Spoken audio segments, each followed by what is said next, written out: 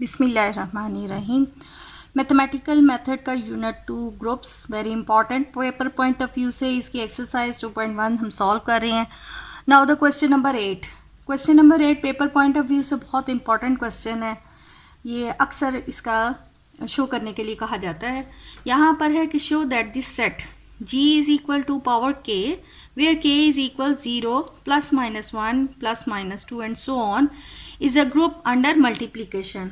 Operation दिया हुआ है मल्टीप्लीकेशन और ये जो सेट g दिया हुआ है ये इस टाइप का है कि ये 2 की पावर में इसके एलिमेंट्स हैं।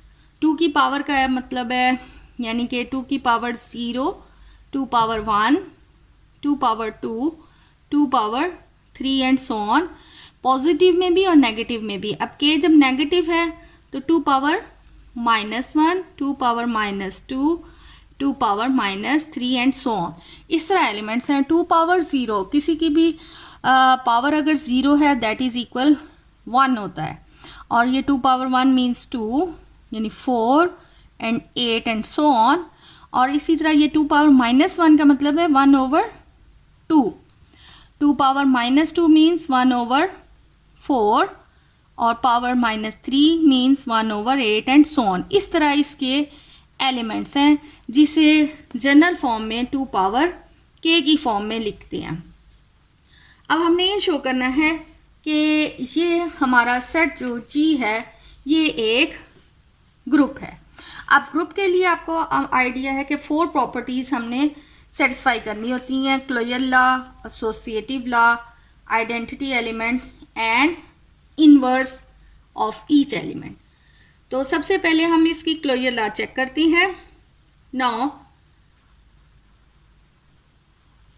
Closure law.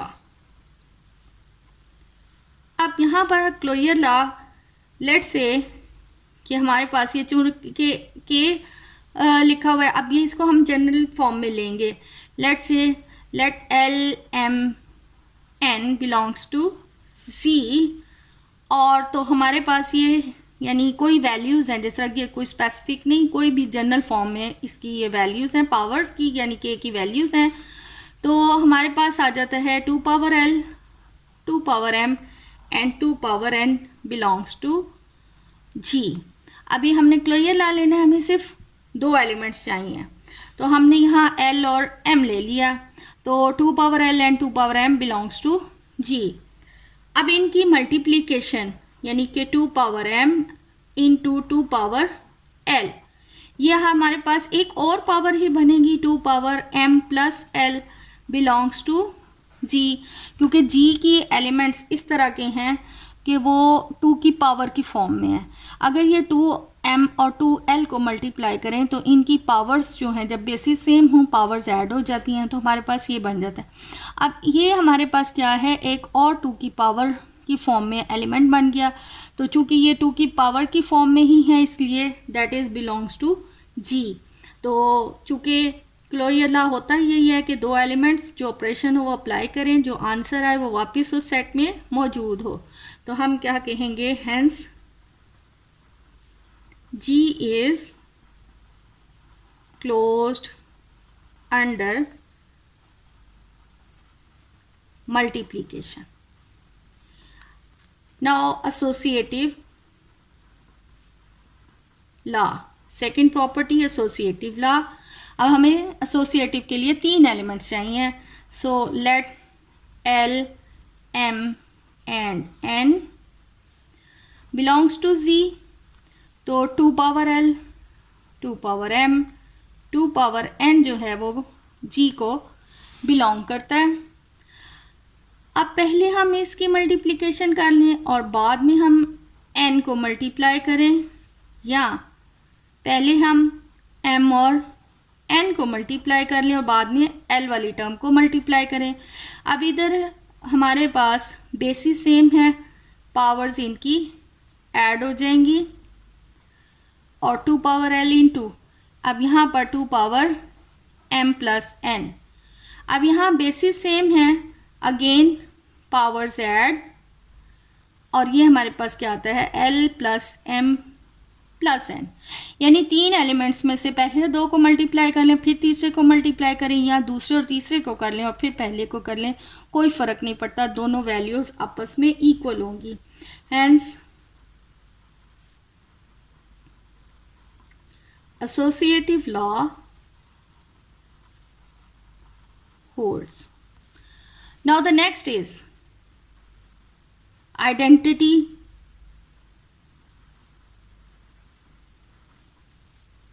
element.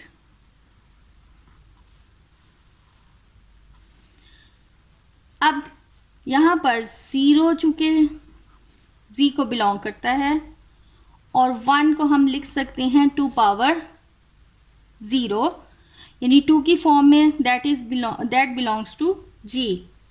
अब 2 की पावर 0 जो है, 2 पावर 0 इज द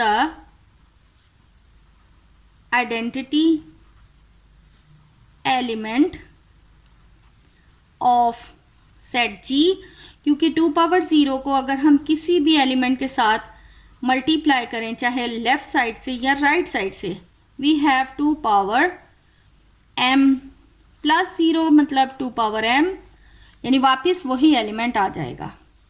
तो 2 power 0 is the identity element of g। Now the last is inverse element.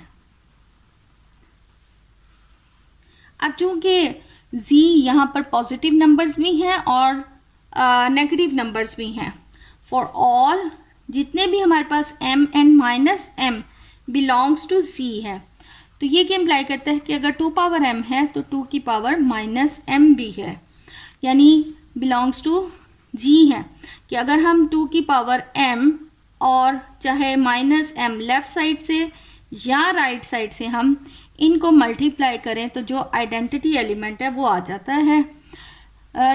इसका मतलब है हर एलिमेंट का इन्वर्स एलिमेंट मौजूद है। दस द इन्वर्स